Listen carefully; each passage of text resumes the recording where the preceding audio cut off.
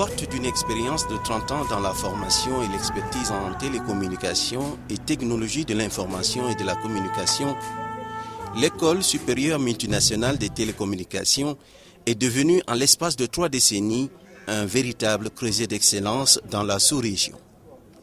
Elle est née de la volonté de 7 pays d'Afrique francophone désireux de disposer d'ingénieurs qualifiés et en nombre suffisant pour l'exploitation et la maintenance de leurs réseaux et services respectifs de télécommunications.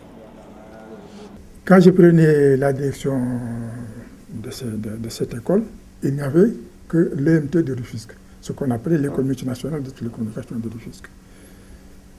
Donc, moi, on m'avait dit, écoutez, vous continuerez à faire marcher cette école, mais on confie également de poursuivre l'exécution du projet, c'est-à-dire en mettant en place les formations à niveau supérieur qui manquaient, c'est-à-dire les formations d'inspecteurs et d'ingénieurs de travaux.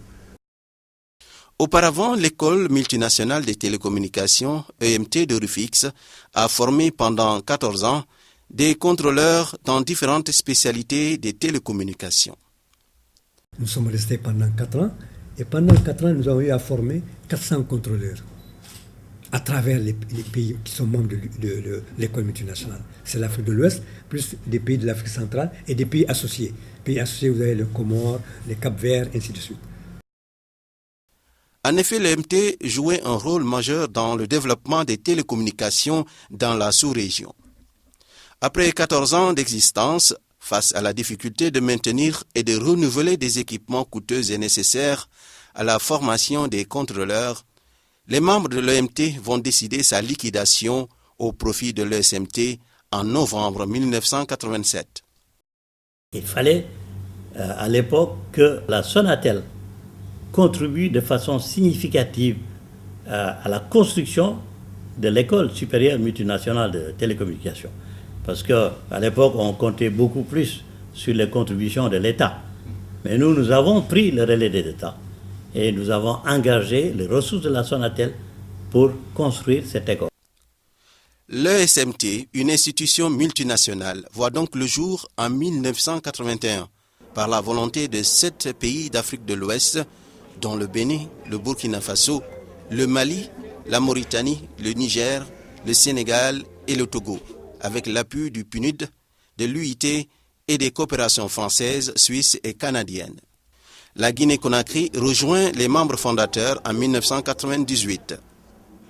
Dès sa création, le Sénégal va abriter son siège et va mettre provisoirement à la disposition du personnel et des étudiants des locaux de l'ancienne structure postale du front de terre. La construction des locaux de l'ESMT, ainsi démarrée depuis octobre 1981, ne s'achèvera qu'en 1985 au terrain Foyer. Le Sénégal a mis à notre disposition 2 villas qui étaient sur le front de terre. Une villa pour les enseignements, une villa pour l'hébergement des élèves. À la fin du mandat de M. Cissé, M. Ba a mis en place toutes les filières nouvelles qui devaient constituer la nouvelle base de formation de l'école. Alors, j'ai aussi participé avec M. Ba à la mise en place de ces filières et aux formations qui ont contribué au rayonnement de l'École supérieure multinationale des télécommunications. Pour son bon fonctionnement, l'école sera ainsi dotée d'un accord intergouvernemental, d'un statut du personnel et d'un règlement financier. En 1986, grâce à un accord de siège avec le gouvernement du Sénégal, elle obtient un statut d'institution diplomatique. L'État du Sénégal, le gouvernement du Sénégal a continué à soutenir donc cette grande école multinationale de télécommunications en lui accordant déjà donc en signant avec un accord de siège qui lui donne un statut assez particulier. Institution de formation intergouvernementale, sa tutelle est assurée par les ministres des télécommunications et des TIC des États membres. Son organe suprême est le Conseil des ministres, le Conseil d'administration, la Direction générale et le Conseil scientifique et pédagogique constituent les autres organes de l'école. C'est un domaine technique, un domaine assez spécifique et nous avons besoin d'être outillés pour justement accompagner nos États, nos pays, nos nations, mais aussi faire face parfois à des opérateurs qui ne partagent pas toujours les mêmes postures ou la même vision que nos États. Institution de référence et de prestige dans la sous-région, l'ESMT a formé environ 5000 cadres des télécommunications et des TIC en Afrique. De même, son expertise est reconnue et appréciée par l'ensemble des acteurs du secteur. L'ESMT est une institution, une école crédible et qui forme d'excellents cadres. Nous avons beaucoup d'ingénieurs formés dans cette école-là et qui occupent tous les postes de l'entreprise, de directeur à technicien supérieur.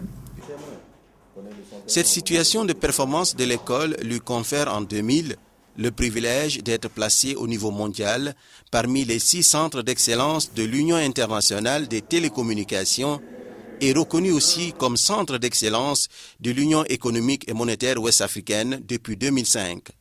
En plus d'être érigé en 2001 comme première académie régionale Cisco en Afrique de l'Ouest, les diplômes de l'ESMT sont reconnus par le Conseil africain et malgache pour l'enseignement supérieur en Afrique et elle en est membre depuis 2006. Cela nous a permis non seulement d'avoir des programmes en phase avec notre environnement, mais également de disposer de ressources conséquentes, notamment de ressources pédagogiques, des laboratoires, à travers des partenariats féconds que nous avons noués avec notamment des équipementiers du secteur.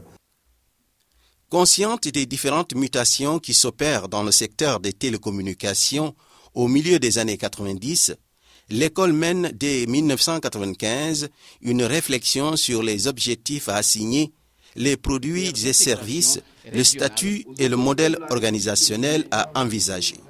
Cependant, il lui restait un défi de taille à relever, celui de son autofinancement. Le SMT a bénéficié d'une chance terrible, qui est que c'est une structure multinationale de par le passé, et à l'époque, les actionnaires, c'était des opérateurs historiques. Depuis un certain temps, avec la vague de privatisation, cette donne a changé. Donc maintenant, ce sont les États eux-mêmes en tant qu'individus qui sont actionnaires et qui ont moins de ressources. Donc le SMT est obligé de se réinventer et de s'autofinancer. En effet, à la 18e session ordinaire du Conseil d'administration de Cotonou du 10 décembre 1999, les États membres décideront, après analyse du projet de restructuration élaboré avec l'appui de l'UIT, d'adopter le plan de développement 2005. Au vu du diagnostic qui a été fait sur la gestion de l'école, les performances de l'école, sur également l'environnement technologique dans lequel évolue l'école, les relations entre l'école et l'extérieur, notamment le monde des télécommunications, mais également les grands opérateurs, les équipementiers, il va falloir concevoir un plan stratégique de développement de l'école. Et c'est ainsi que donc ce plan stratégique a été adopté. Pour assurer des formations de qualité et de haut niveau, l'ESMT dispose de laboratoires de dernière génération. Pour former ces professionnels, il était nécessaire effectivement d'avoir des laboratoires équipés, des laboratoires qui leur permettent effectivement de toucher du doigt les équipements qu'ils vont rencontrer quand ils seront effectivement sur le terrain. Et je crois que c'est d'ailleurs l'une des grandes différences de l'ESMT avec beaucoup d'écoles. Pourquoi? Parce que nos étudiants qui sortent d'ici sortent effectivement en ayant touché le matériel qu'ils vont rencontrer lors effectivement de leurs activités professionnelles. Fer de lance du secteur des télécoms et des TIC en Afrique, le marché de la téléphonie mobile enregistre une croissance à 2 chiffres depuis 1999. Cette croissance rapide du secteur des télécoms a déjà été envisagée par l'ESMT. L'ESMT, en tant que centre d'excellence, a su très tôt s'adapter aux mutations, sinon anticiper les mutations du secteur des télécoms et des technologies de l'information et de la communication, en apportant des innovations au niveau de ses programmes, des innovations au niveau de sa gouvernance, des innovations également de ses partenariats. Dans le cadre de la diversification de ses produits, l'ESMT a noué en 2004 un partenariat avec Essigelec de Rouen pour la mise en place de cycles préparatoires à Dakar, Yaoundé et Cotonou. Afin de permettre aux jeunes bacheliers de poursuivre leurs études en télécommunications et TIC au sein des États membres, l'école dispose aussi d'antennes décentralisées. Après le Togo, le Bénin, le Cameroun, le Gabon et la Guinée, c'est au tour du Burkina de bénéficier de cette opportunité. Le fait d'ouvrir une antenne, pour être très concret, ici à Ouagadougou, cela permettrait aux jeunes du Burkina de pouvoir faire des formations de qualité au même standard que ceux qui sont à Dakar. D'autres antennes seront prochainement ouvertes, notamment au Mali, à Djibouti, en République démocratique du Congo, en République islamique de Mauritanie, pour ne citer que cela. À ce jour, l'effectif total de cette institution qui fait la fierté de l'Afrique est de 1300 étudiants contre 244 en 2000. Certains lauréats de l'école, devenus aujourd'hui de hauts responsables, louent la qualité de la formation. Ma formation à l'ESMT, ça m'a permis quand même de mieux répondre à l'attente de ma hiérarchie. Ma finalité était d'être plus opérationnel dans l'activité de régulation. J'ai eu l'opportunité de participer à cet échange entre des formateurs qualifiés, des stagiaires professionnels expérimentés et des jeunes étudiants innovateurs. C'est 2 ans de belles aventures avec les SMT où j'ai quand même embrassé tous les domaines liés aux activités d'un opérateur de télécommunications. À moyen terme, l'école va augmenter sa capacité d'accueil avec de nouvelles salles de cours, un auditorium, de nouveaux laboratoires et un campus. Nos ambitions sont de faire de cette institution un centre d'excellence de rang mondial dans le domaine de l'enseignement, de la formation et de la recherche dans le domaine des télécommunications et des TIC. Pour cela, évidemment, il nous faut une concentration de talents. Des talents, ce sont les enseignants, des talents, ce sont également les étudiants. En second lieu, il nous faut une mobilisation conséquente de ressources. Comme troisième levier, troisième composante, il y a l'aspect de la gouvernance. Sur le plan de la formation, elle a entamé son processus de migration vers le système LMD. L'ouverture d'une école doctorale à Dakar est également en cours d'étude. Les partenariats avec les acteurs du secteur vont également se renforcer.